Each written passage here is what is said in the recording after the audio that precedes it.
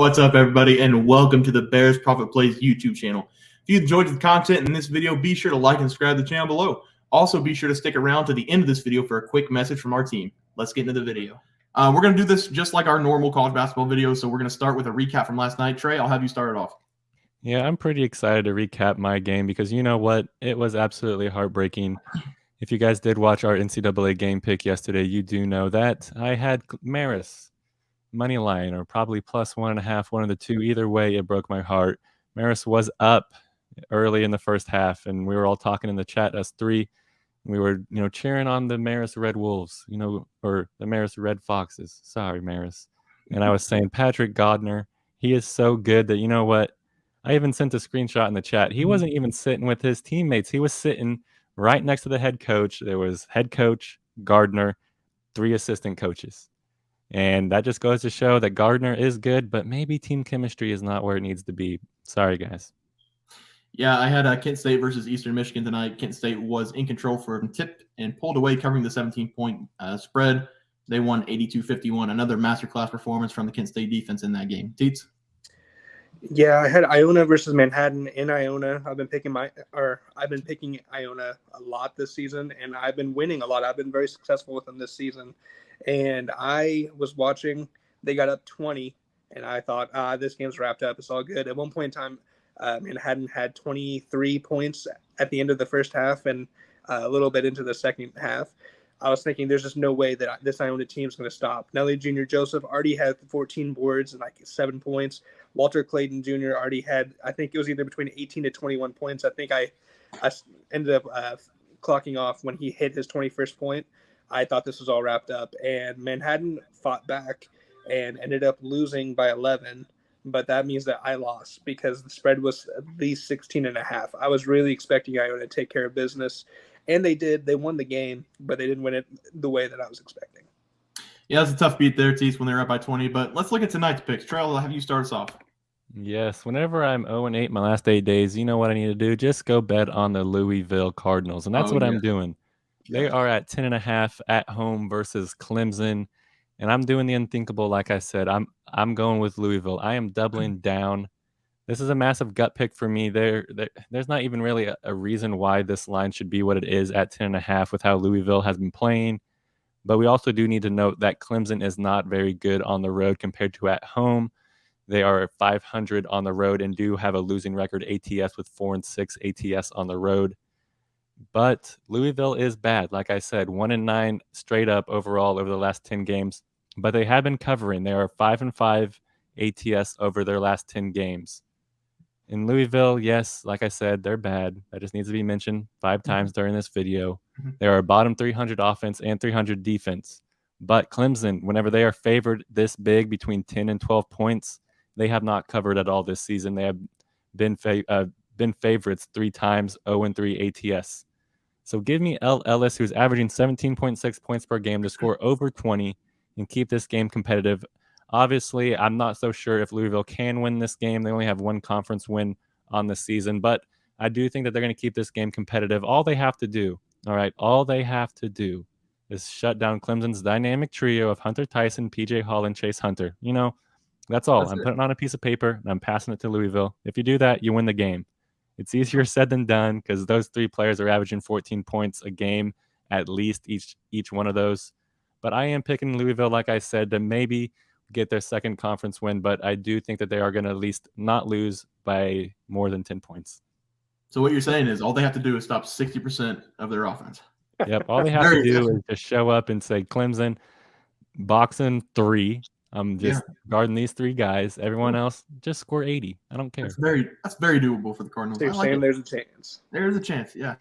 I like it. I really like my pick tonight. I was going to make it a member play on our website, but I already have 3 games, so I'm going to do it on here.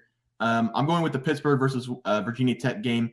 Pittsburgh is on the road +5, and I'm going to back them in this game. The Pittsburgh Panthers have won 6 straight games, none of them bigger than the game that turned my head, winning at home versus Miami.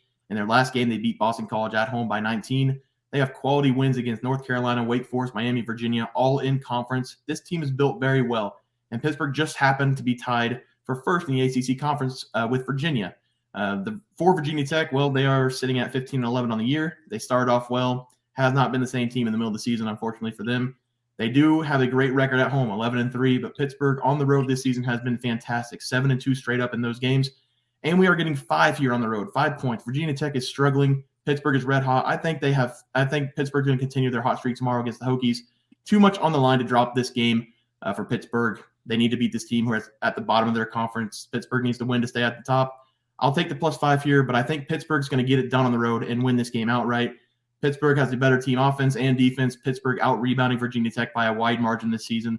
They're going to get a lot of second chance point opportunities. So I like Pittsburgh to win this game, but I'm going to take the +5 for YouTube. Teats? I'm going back to some home roots, but I'm not talking about some mid-level basketball. I'm talking about Big 12. Give me KU versus Baylor. And I have to take the home team here, KU -5. So if you guys happen to not watch KU basketball, there's 2 ways that their seasons go. Either one, they're super dominant until they choke in the March Madness time. So they'll go like 28-1, 20, something like that, and then they'll lose to a team that either starts with an O or starts with a C or a B. Or they will choke halfway through the season, look awful. Everyone's going to be freaking out about them, but then they just kind of get settled in. They start to win some games. I think that's where we're at this point. Baylor, with me saying that though, Baylor's been incredibly good this year too. Baylor's 20-6, they're ranked 9th. KU's 21-5, they're ranked 5th. It's absolutely insane to see how many really good Big 12 teams there has been this year. Yeah, I cannot forget about K-State. I don't know if you guys can see Trey holding up the EMA. So for Baylor, Keontae George, he's been a stud. He's averaging 16 points per game. But the last 2 games, he's been more of a dud. So over the last 6 games, he scored 6, 4, 23, 17, 17, 24. So the last 2 games, he has not been really on the court doing much at all, other than those 10 total points he scored. Jalen Wilson's kind of in the same spot. He was absolutely cooking for most of the season.